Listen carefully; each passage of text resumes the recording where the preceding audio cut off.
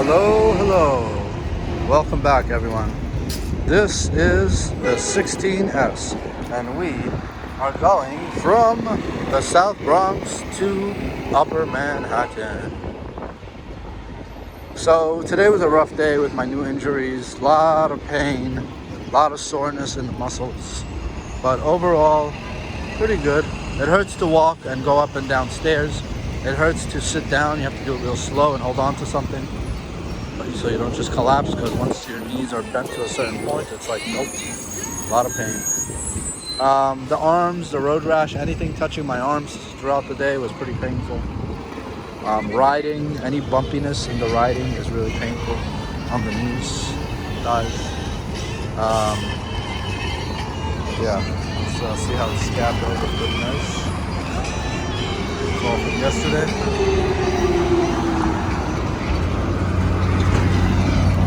But overall, coming along just fine. Very thankful. It could be a lot worse.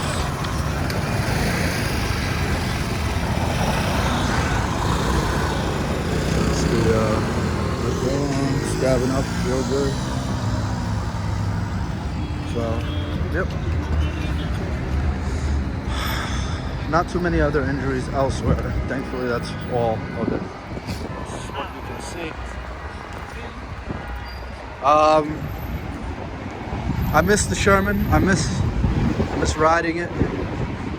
You know, I've gone for several days at a time without riding the Sherman in the past, but I always know it's, you know, it's home, it's standing by, ready for duty.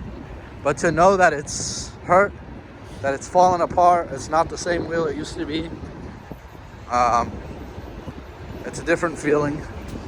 Riding the 16S, knowing this is my primary wheel right now, it's a different feeling. I'm very thankful to have the 16S. By the way, I raised the 16S tire pressure to 44 PSI last week, and it's been riding like a dream ever since. It's so much faster, it glides, but it is tougher. It's a little harder, it's a little firmer, and it sometimes does this like tram lining thing where it like glides over the surface of the floor. If there's a different texture or leaves, you can feel the wheel slipping because it's so inflated. It's so full of air that it just feels like riding on a stone. So the wheel, when I noticed the tire said 40 to 45 PSI max, I said, oh, I thought it was 40 was the max, and I was keeping it at 36. But when I saw 45 was the max, I put it all the way up to 44, and it's been great ever since. Sometimes I worry it's gonna pop or something, but I will tell you this too: the 16S has about 3,000 miles on it right now, and the tire definitely shows the age. It's basically almost slick. It's all out of grip. It's all out of tread. So I need a new tire for the 16S very soon.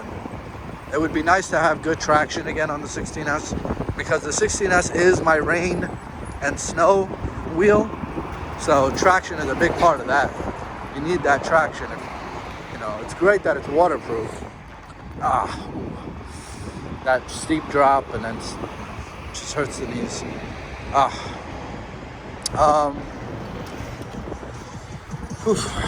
Yeah, the traction on the 16S is going to be vital. So I do plan to order a new tire for the 16S very, very soon.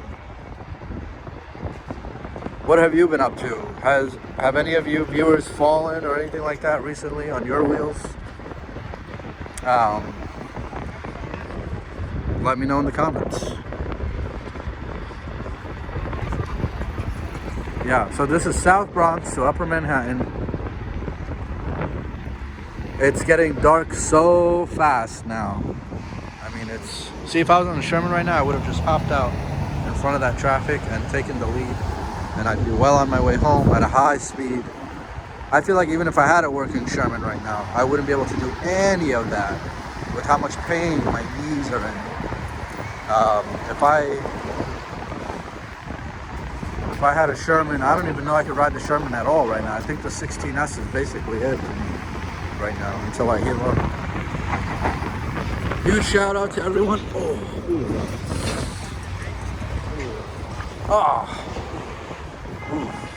I'm trying to bend my knees and mitigate the bumps a little bit, but that doesn't work anymore. That only works when you're fully healed and you're able to do that. Right now, if I bend my knees, it hurts. If I unbend them, it hurts. So I don't know. It's kind of tough all around. So.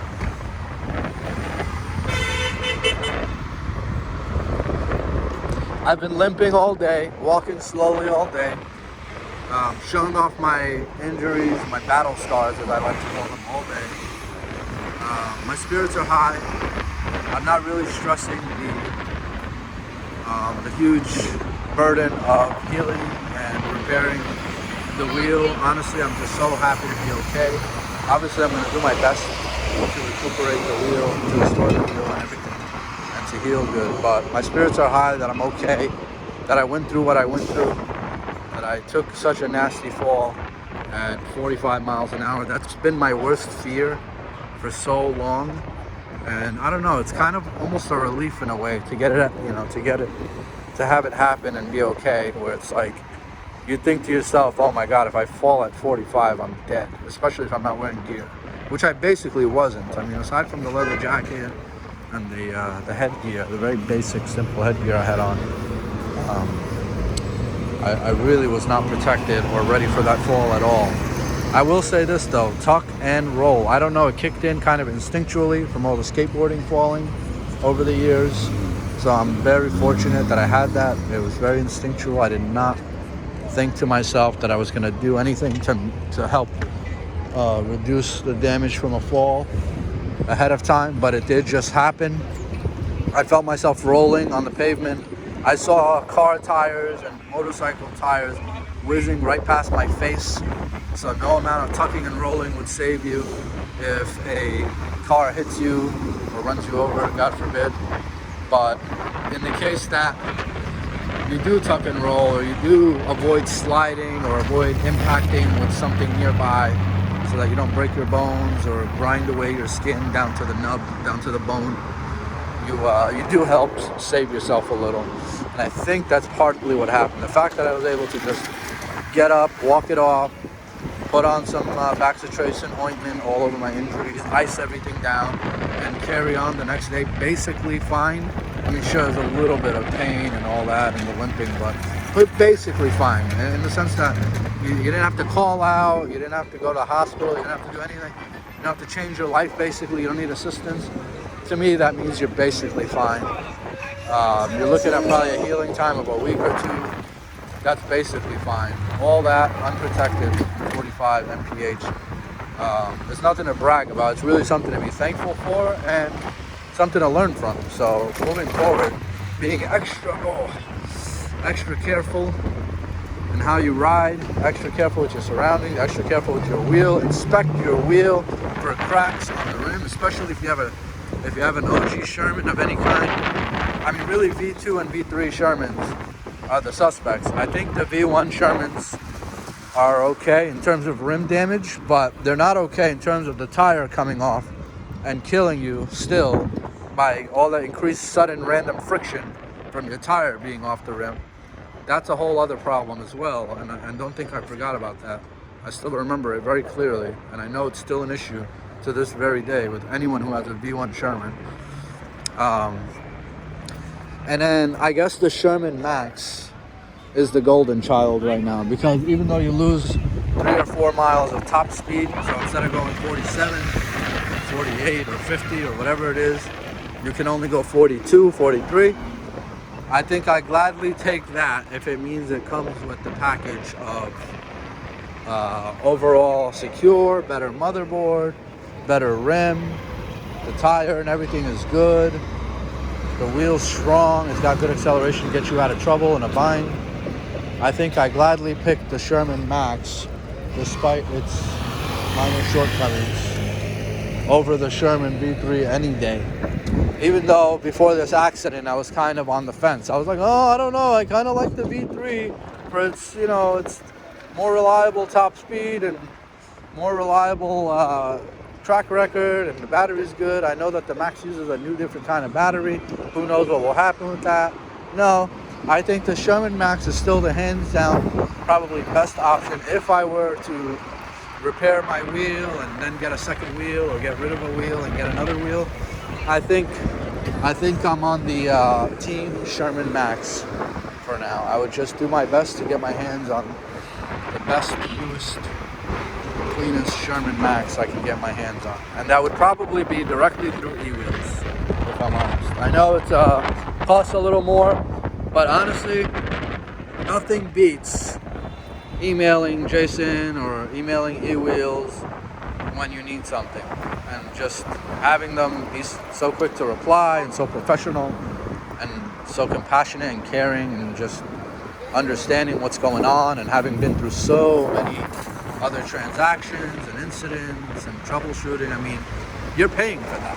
Make no mistake about it. You're paying for the wisdom and experience and convenience. I mean, you know, you're not giving away money. You're paying for something specific.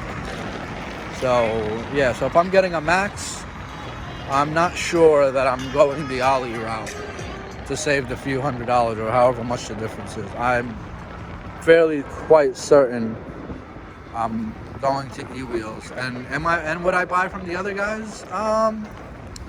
Listen, I don't have anything against the other guys. I don't really know them like that. I haven't done business with them. My friends haven't, said anything good or bad too much about them. A little bit of Facebook chatter here and there, but not enough to be so definitive.